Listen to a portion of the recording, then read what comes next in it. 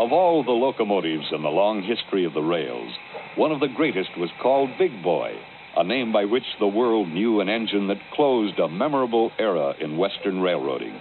It was the last of the giants.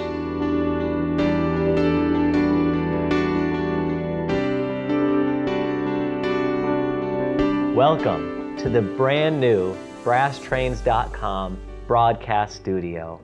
We are really excited to be able to bring you regular, high-quality video content. Roland, tell them about some of the things we're going to be sharing with them in the coming weeks and months. Well, we're absolutely pleased to have project updates, product information and reviews, how-to videos, and other aspects that help us to know how to even repair brass model trains. In addition to that, I'm looking forward to sharing with you some of the history of brass model trains. We're also going to spend some time talking about the state of the industry, various trends we see developing. It'll help you understand the valuation of various types of brass models.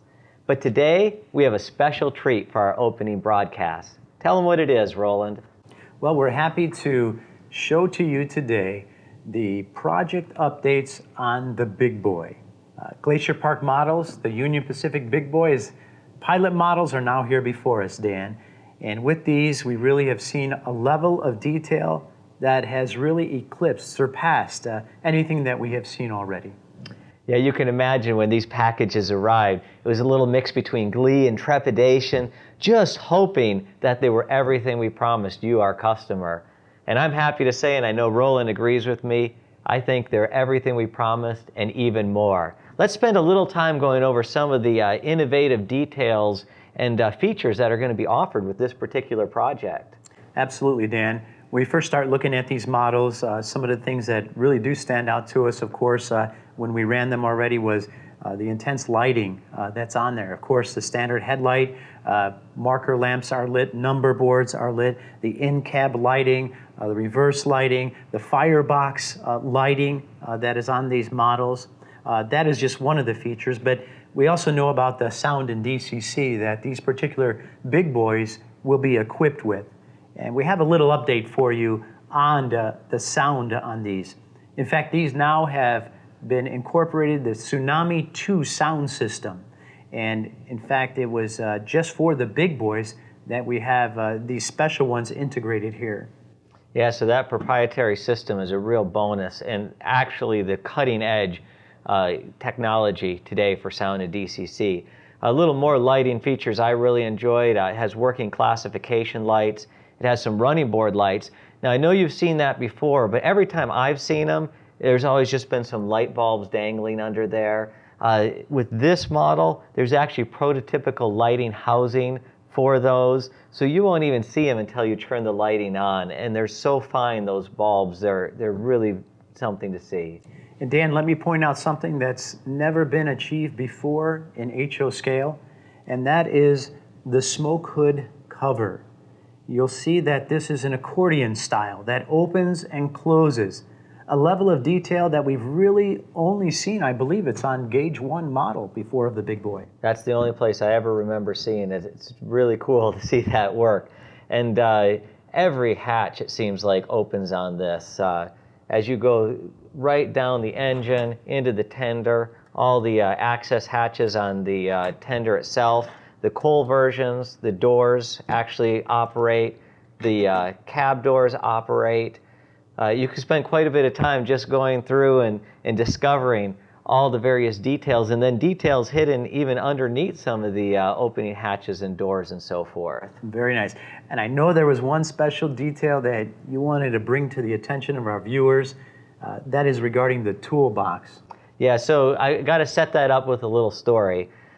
First of all, to me, it's real interesting when we talk about brass Big Boys, because when you look all the way back to the history of brass, it seems like every importer and builder wanted to build a Big Boy. That was kind of like the consummate steam engine to them, especially for American prototype. And so they pulled out all the stops. Oftentimes we'd see new innovations for every time period, and then that would get carried on to future models. So I think back to some of the Tenshoto Big Boys, The Gem, they had a Ruby Series Big Boy that even today is very collectible and really beautiful to look at, the craftsmanship there. We know Overland, for their Big Boys, they had an Anniversary Series, they had a Diamond Series. Key Imports had some beautiful Big Boys in multiple scales, but their HO scale last run custom series built by Sam Hongso was really a spectacular model. Then in more recent years, there was a company, PCM, that they put some sound in DCC, which was great. But what really amazes me about this is I think this is kind of the culmination of that old world craftsmanship that we've seen with the Japanese models, because Seiho at Bubrim has really perfected the craft of building these now. You can see the care that went into them. Jimmy Booth at Glacier Park was fastidious about the details on these, which kind of leads me to what you asked about. It was funny, these are pilot models. We were kind of looking through the corrections, and there's a few of them.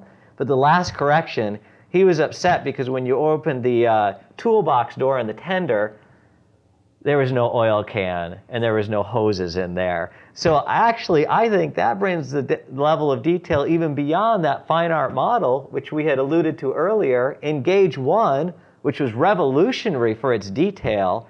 So this has all the detail, all the craftsmanship, and all the technological advantages in a beautiful little HO model. Very nice, well put. And yes, kudos to Jimmy Booth and both Seiho in just an absolute stellar detailed model. So they're pilot models. That means one thing: in about 90 days, we can expect the real deal. We can expect delivery of the entire Big Boy project. So with that in mind, we just wanted to remind you that we're down to very few left available for reservation at this time. In fact, of the 6 versions, there's a few of them that we only have 1 or 2 left in which we can reserve. So make sure to go to our website at www.brasstrains.com, select New Brass, and then go to the Glacier Park models and the Big Boy project. And there you can go ahead and place your reservation before these are all sold out. I know I'm looking forward to having them in my personal collection.